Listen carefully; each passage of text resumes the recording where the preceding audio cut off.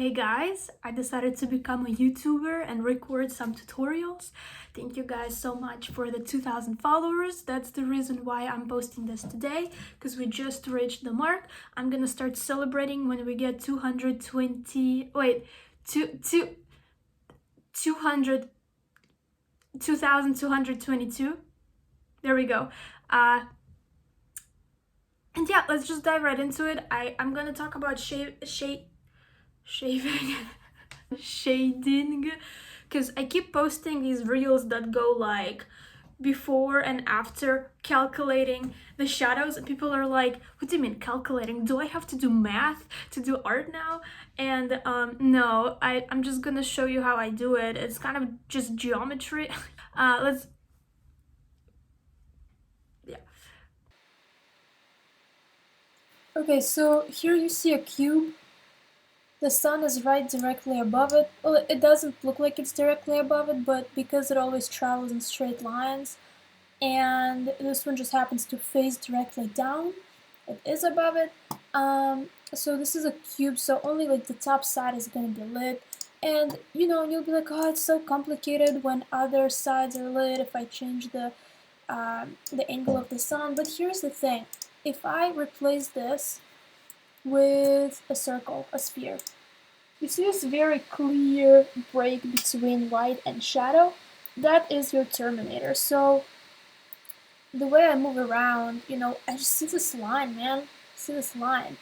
And depending on how I rotate my light source, the Terminator will rotate as well. I'll show you that it's applicable to cubes as well. It can be applicable to any shape, but let me just draw this out in 2D for your show.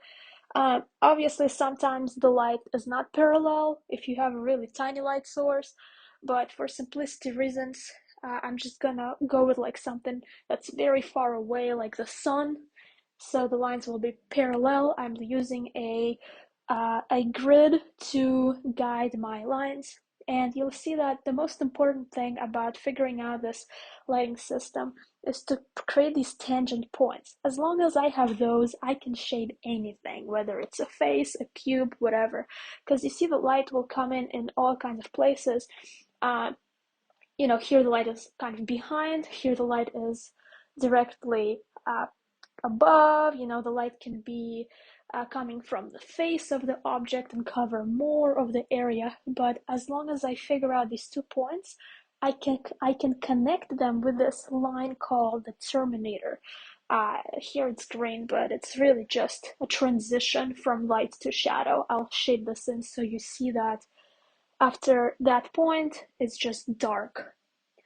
And obviously you can shade it in all kinds of ways, but as long as you stay consistent with where this Terminator is, your art will be good. And voila, here you have a somewhat complex example of light scheme. This is something I posted on Instagram recently. I used also kind of like a sphere to guide me. I'm just going to remove the color real quick just so it's not distracting, because color and shadows are really different things. That will be discussed later. But yeah, if you just like look at my layer, see, I have this sphere that I was talking about, and it basically guides my eyes into understanding how the shadows will lay on this guy. So if I just draw comparisons between planes on the sphere, see the green point on bottom left, and planes on the guy, so like the bottom left side of the arm, see how they're both in shadow?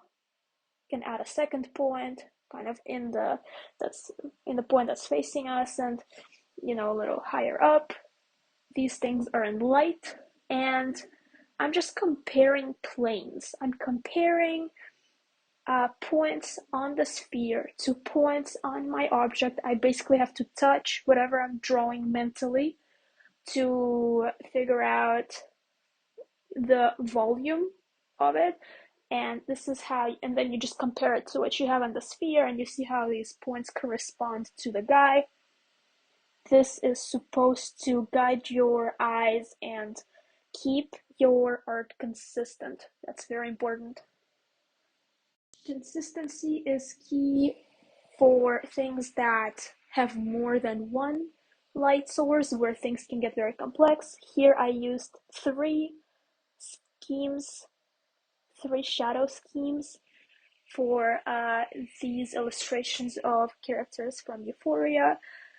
I will outline them so you can see, but oh yeah, I think I might have reversed the shadows here, so uh, for like the purple one, yeah, I'm just gonna shade this in. The purple one is what's on the left is in shadow, what's on the right is in light.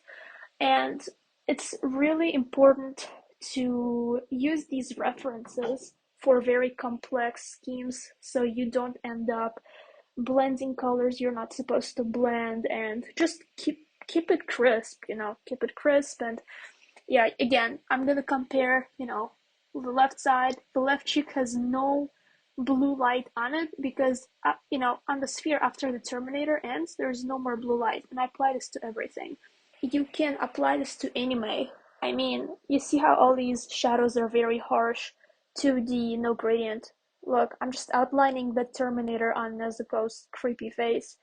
Because, animators, they don't have the time to go in and do all the precise shading. They just say, all right, here's the Terminator. This is what was getting produced. And, uh, again, compare. Look, top right, uh, bottom left, most of the faces in the shadow. Even if I take my own work from long before I knew about what a Terminator was, I'm just gonna fix it with you guys. Here's a sphere. Uh, I just made that up right now. I think the light is coming from top right, just because it looks like it. It doesn't have to be anything precise. I see that, the front of the face is lit and the back of the head is in the shade. So I apply that to the sphere. But yeah, just, comparing the planes. Look at the hair. The top of the hair should be in light because on the sphere it's in light. Just filling in some details. I'm going to speed up the video a little so you see what's the full process of me fixing it. But yeah, it's just some subtle things like the arm. You have to touch up the arm, the plants, the wall. Also, I noticed that the fence on which the elf is leaning, it's too dark. The right side of the sphere isn't light. So I have to, add some light to it. Now, I'm not going to be super precise with it, but I'm just showing that this consistency adds a lot of value and depth.